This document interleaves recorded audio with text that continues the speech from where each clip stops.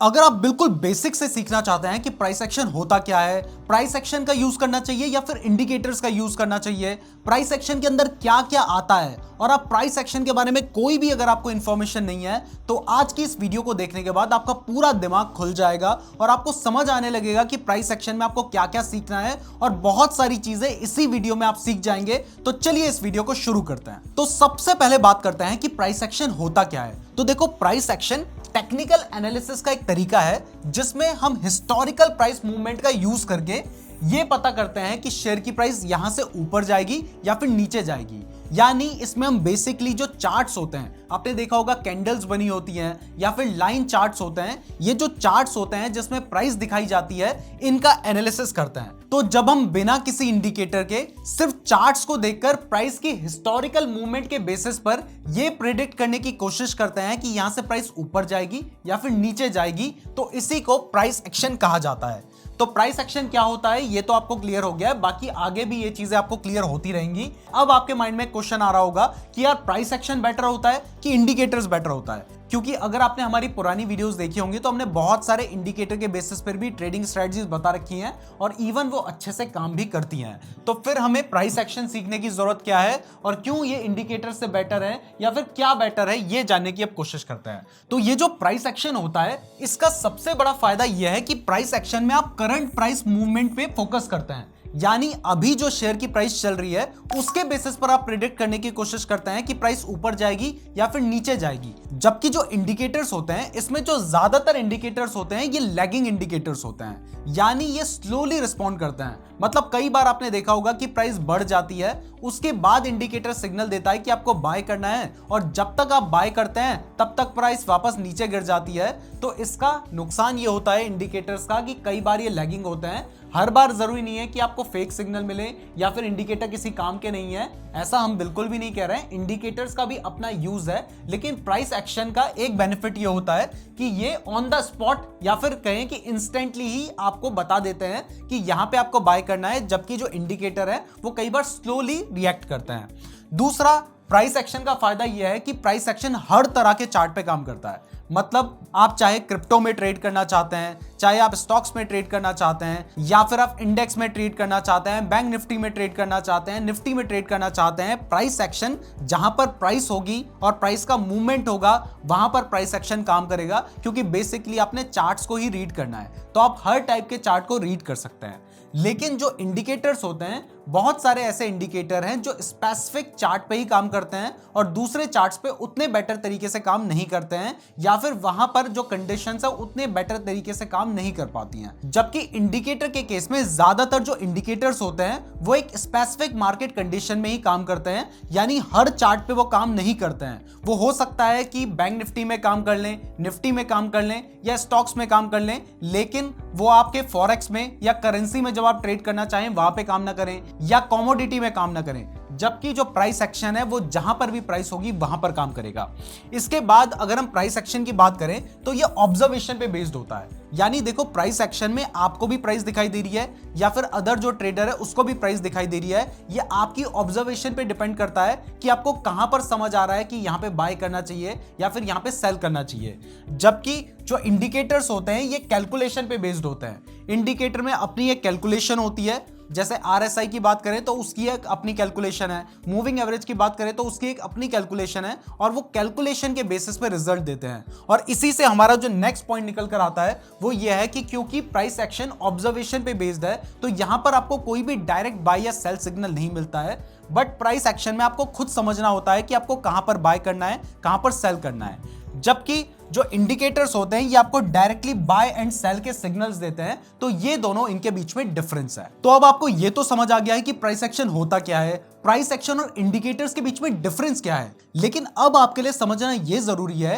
कि price action में आता क्या क्या है, क्योंकि यही सबसे मेन इंपॉर्टेंट क्वेश्चन है, और प्राइस एक्शन के अंदर जो जो चीजें आती हैं यही सबसे ज्यादा इंपॉर्टेंट है। तो चलिए अपने नेक्स्ट क्वेश्चन की तरफ चलते हैं कि प्राइस एक्शन में आता क्या क्या है। तो प्राइस एक्शन के अंदर सबसे पहले आता है शेयर के हाई और लो का एनालिसिस करना। तो वो कैसे करना है, चलिए वो समझते हैं। तो इसके लिए हम चलते हैं हमारे चार्ट पर। तो आ गए हैं हम चार्ट पर। अब इस चार्ट में सबसे पहले कुछ ऐसे लो पॉइंट्स ढूंढते हैं जहां से प्राइस ऊपर बढ़ी है। तो सबसे पहले आप देख सकते हैं कि ये एक ऐसा पॉइंट है जहां से प्राइस ऊपर बढ़ने लग गई थी।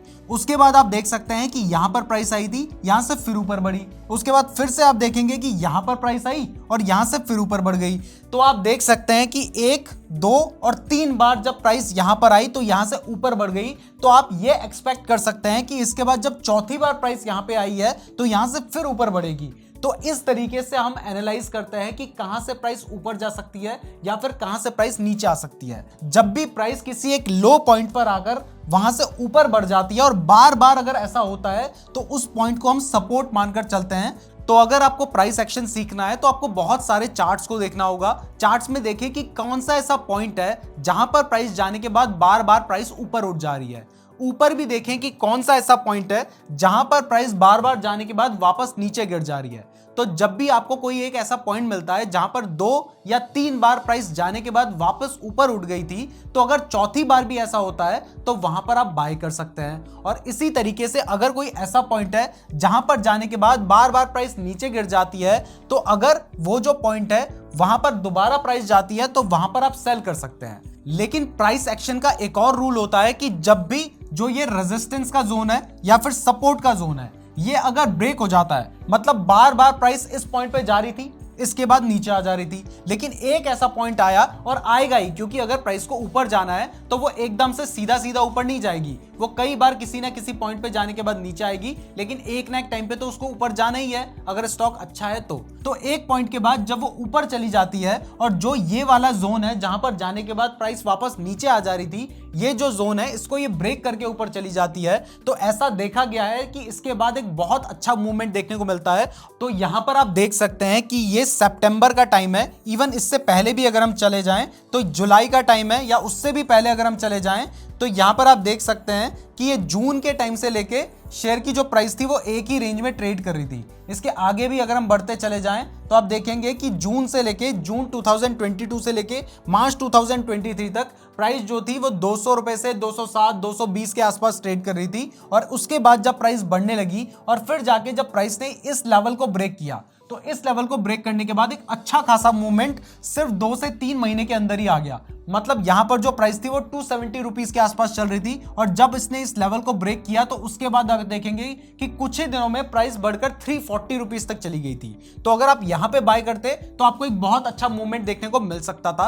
अब ये जो सपोर्ट एंड रेजिस्टेंस है, इसके ऊपर हमने एक सेपरेट वीडियो बना रखी है, उस वीडियो का लिंक मैं आपको डिस्क्रिप्शन पे दे दूंगा, तो आप उस वीडियो को देख सकते हैं। अब चलते हैं हमारे प्राइस एक्शन के नेक्स्ट पॉइंट के ऊपर कि इसके बाद आपको प्राइस एक्शन में क्या क्या सीखना होगा। तो देखो, आपको ये तो समझ आ गया है कि हॉरिजॉन्टली प्राइस ने कहां पे सपोर्ट लिया, कहां पे उसने रेजिस्टेंस लिया, ये आपको सीखना है। लेकिन इसके बाद ऐसा तो नहीं है कि प्राइस हर बार ऐसे ही घूमती रहेगी।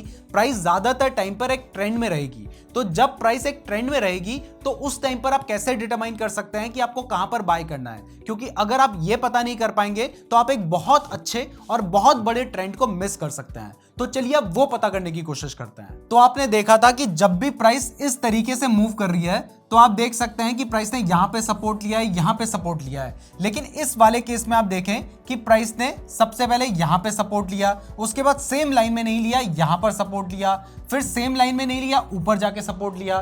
तो इस केस में हम क्या करेंगे? तो इस केस में आप इस तरीके से एक लाइन ड्रॉ कर सकते हैं जैसी मैंने यहां पे ड्रॉ कर रखी है। और जब नेक्स्ट टाइम इसी तरीके से जो शेयर की प्राइस है वो इस लाइन के पास आती है, यानी ऐसे बढ़ के प्राइस यहां तक गई और उसके बाद यहां आने के बाद अगर दोबारा ऊपर मूव करती है तो यहां पर आप बाय कर सकते हैं। और इसके बाद प्राइस का बहुत ज्यादा चांसेस होते हैं कि प्राइस यहां से एक बहुत ऊपर का मूवमेंट ले सकती है। ये जो कंसेप्ट है इसको ट्रेंड लाइन कहा जाता है। तो प्राइस एक्शन में आपको सबसे पहले सपोर्ट एंड रेजिस्टेंस सीखना होता है, जो कि इससे पहले वाले में मैंने आपको बताया था। फिर आपको ट्रेंड लाइन में प्राइस किस तरीके से रिएक्ट करती है, यानी ट्रेंड लाइन को ड्रॉ कैसे करना है, ये भी सीखना होगा। अब जब आप ट्रेंड लाइन सीख लेंगे तो इसके बाद आपको सीखने होंगे कैंडलस्टिक पैटर्न्स। देखो, बहुत सारे टाइप के कैंडलस्टिक पैटर्न्स होते हैं, लेकिन इन्हें मेनली 2 पार्ट्स में डिवाइड किया जा सकता है। एक होते हैं बुलिश कैंडलस्टिक पैटर्न्स, जिनके बनने के बाद शेयर की प्राइस बढ़ने के चांसेस होते हैं, और दूसरे होते हैं बियरिश कैंडलस्टिक पैटर्न्स, जिनके बनने के बाद शेयर की प्राइस गिरने के चांसेस होते हैं। यहां पर हमने आपको कुछ एग्जांपल्स दे रखे हैं, जैसे बुलिश एनगल्फिंग, ये एक बुलिश पैटर्न है, नाम से ही आपको पता चल रहा है। Morning star, bullish pin pattern और बुलिश हरामी पैटर्न्स, ये सभी बुलिश पैटर्न्स हैं जिनके बनने के बाद शेयर की प्राइस बढ़ सकती है। और कुछ हमने आपको बियरिश पैटर्न्स के भी एग्जांपल यहां पे दिखा रखे हैं, जैसे कि बियरिश एनगल्फिंग एंगल्फिंग पैटर्न, जब इस तरीके का कैंडलस्टिक पैटर्न बनता है तो इसके बाद प्राइस गिरने के चांसेस होते हैं। इवनिंग स्टार पैटर्न बनने के बाद भी प्राइस गिरने के चांसेस होते हैं। बियरिश पिन पैटर्न बनने के बाद भी प्राइस गिरने के चांसेस होते हैं। और यहां भी आपको बियरिश हरामी के नाम से ही पता चल रहा है कि जब इस तरीके का कैंडलस्टिक पैटर्न बनता है तो इसके बाद भी प्राइस गिरने के ही चांसेस होते हैं। अच्छी बात यह है कि इनके ऊपर हमने 2 वीडियोस बना रखी हैं जिनमें हमने टोटल 12 टाइप के कैंडलस्टिक पैटर्न्स को एक्सप्लेन किया है। तो अगर आप उन पैटर्न्स को देखना चाहते हैं तो आपको सिंपली यूट्यूब में जाके सर्च करना है नीरज जोशी कैंडलस्टिक पैटर्न्स। आपको 2 वीडियोस मिल जाएंगी और उन वीडियोस को देखकर आप कैंडलस्टिक पैटर्न्स के बारे में सीख सकते हैं। कैंडलस्टिक पैटर्न्स के बाद अब आपको सीखने होंगे चार्ट पैटर्न्स। बहुत सारे टाइप के चार्ट पैटर्न्स होते हैं, जैसे कि एक इस तरीके का पैटर्न होता है, इसको एम पैटर्न और डबल टॉप पैटर्न भी कहते हैं। जब इस तरीके का पैटर्न बनता है चार्ट में तो इसके बाद प्राइस गिरने के चांसेस होते हैं।